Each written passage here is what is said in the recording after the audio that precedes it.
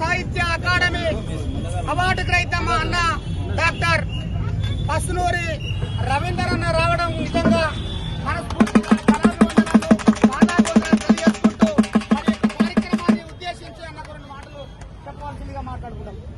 తెలంగాణ రాష్ట్రంలో గద్దరన్న గురించి మాట్లాడము అని చెప్పేసి అంటే 50 సంవత్సరాల భారతదేశ సాంస్కృతిక చరిత్రను గురించి మాట్లాడడం, గద్దరన్న లేకపోతే పాట లేదు, పాట లేకపోతే తెలంగాణ రాష్ట్రం లేదు అనేటటువంటి విషయాన్ని మనం గుర్తుపెట్టుకోవాలి. ఆయన బాడీలోకి 6 తుపాకీ తూటాలు వెళ్లినా సరే జీవిత కాలం పాటు తూటాని వెన్నులో మోసినటువంటి కళాకారుడు, ప్రజా కళాకారుడు, ప్రజా కళా కమాండరు, ప్రజా యుద్ధ నౌక గద్దరన్న. మరి గద్దరన్న మరణించి 1 సంవత్సర కాలమైంది. గద్దరన్న బతుకున్నప్పుడు ప్రజల్ని కదిలించిండు. అట్లాగే గద్దరన్న చనిపోయిన తర్వాత కూడా కళాకారుల గుండెల్లో సజీవంగా బతికే ఉన్నాడు. మీ పాటనై వస్తున్నానమ్మో అని చెప్పినటువంటి గద్దరన్న ఇవాళ గిద్దెరం నర్సన్న రూపంలో ఇవాళ తొర్రూరు గడ్డ మీద ఒక గిద్దె గలం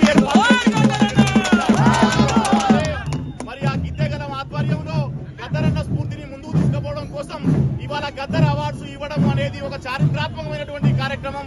ఈ కార్యక్రమాన్ని విజయవంతం చేయాలి, గద్దరన్న స్ఫూర్తిని ముందుకు తీసుకుపోవాలని చెప్పేసి నేను ఇక్కడ నుండి పిలుపునిస్తామన్న మిత్రులారా. జోహార్ ప్రజాయుద్ధ నౌక గద్దరన్న, జోహార్ ప్రజాయుద్ధ నౌక గద్దరన్న. సాధిస్తాం గద్దరన్న ఆశయాలని, సాధిస్తాం గద్దరన్న ఆశయాలని.